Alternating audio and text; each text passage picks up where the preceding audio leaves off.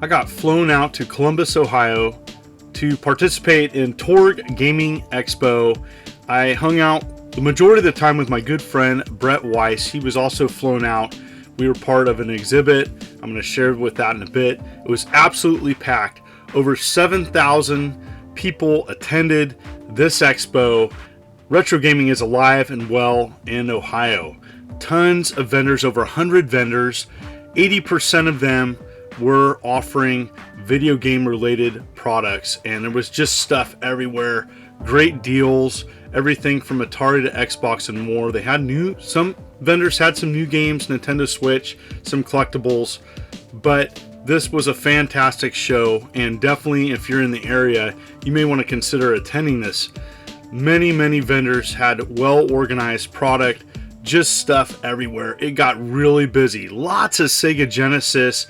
I saw a ton of Sega Genesis throughout the expo with little time that I had to go explore because it was really packed. And I saw a lot of people enjoying this expo. It offered much more than just offering games to buy. There was a cosplay contest. There was a Dr. Mario Championship. There was some other things too. There was a play area for kids. It was really sweet. And the museum part, which I'm going to show in a bit. There was old school games everywhere, everything from Atari and television, ColecoVision. Here is Shark for the Intellivision. Nice to see that.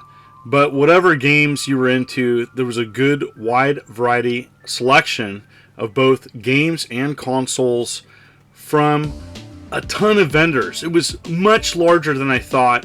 The staff did a great job of promoting this online, which I think benefited this expo being so successful. Great weather too while I was there.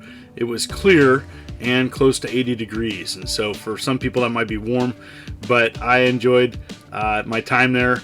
Here is me and Brett Weiss next to our exhibit. As you know, we had a setup near the museum. Over 130 consoles. I was offering my Homebrew games, and Brett Weiss there, where he was offering the books. He's a major author and a YouTuber as well, so you can check him out, as you know, he is a good friend of mine. I also hung out with Jay Malone and Radical Reggie, two good friends as well. And here is the museum, and it was well done. And we're in these glass cases and well displayed.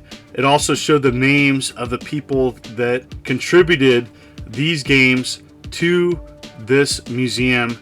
The setup was pretty fast.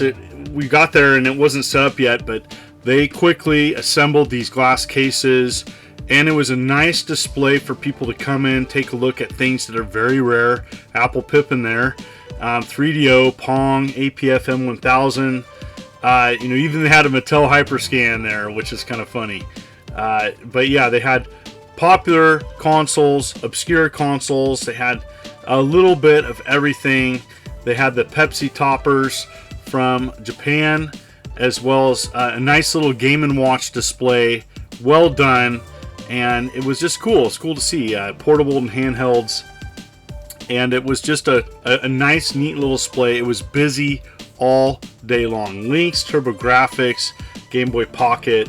Didn't have everything, but it was a nice overview of hardware of the last 50 years.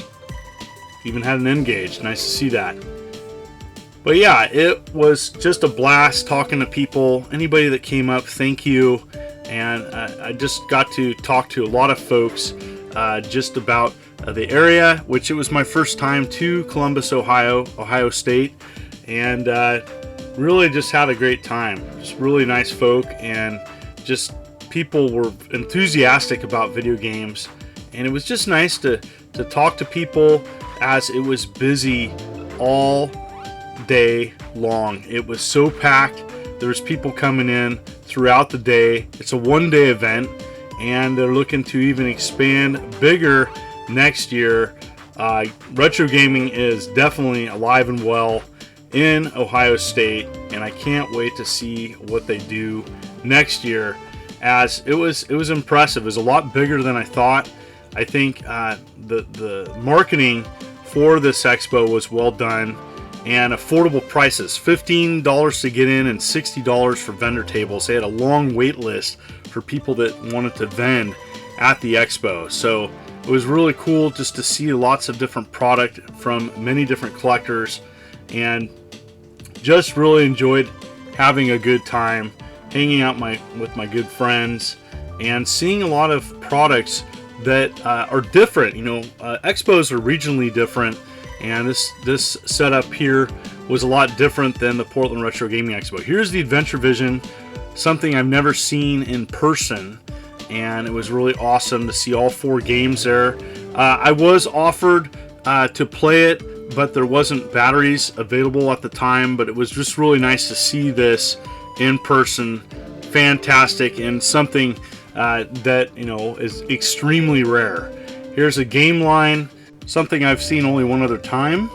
For people that don't know, this was a modem for the Atari 2600, offering games that you could keep for a week, $15 membership, and games I do believe were $1. Pretty interesting, way ahead of its time, and was a dismal failure. Here's one. A gentleman brought this by.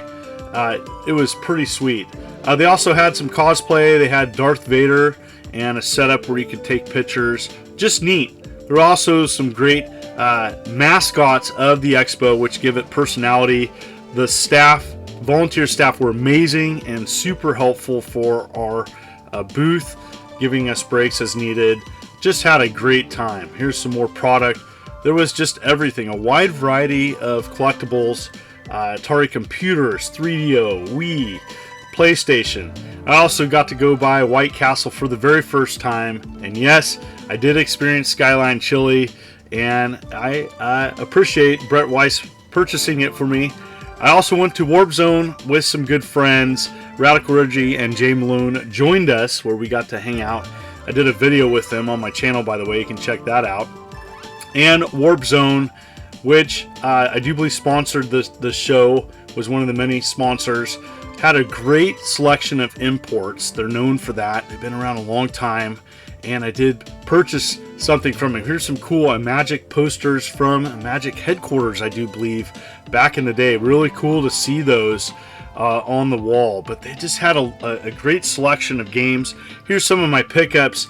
I did get a Dr. Mario Championship cart and some paddles controllers from Steve Averett, custom made. You can check him out at Wired Up Retro.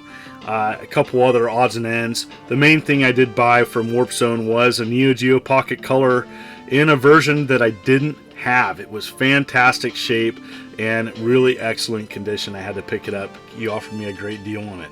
So if you want more info about Torg, check it out. Go to the website.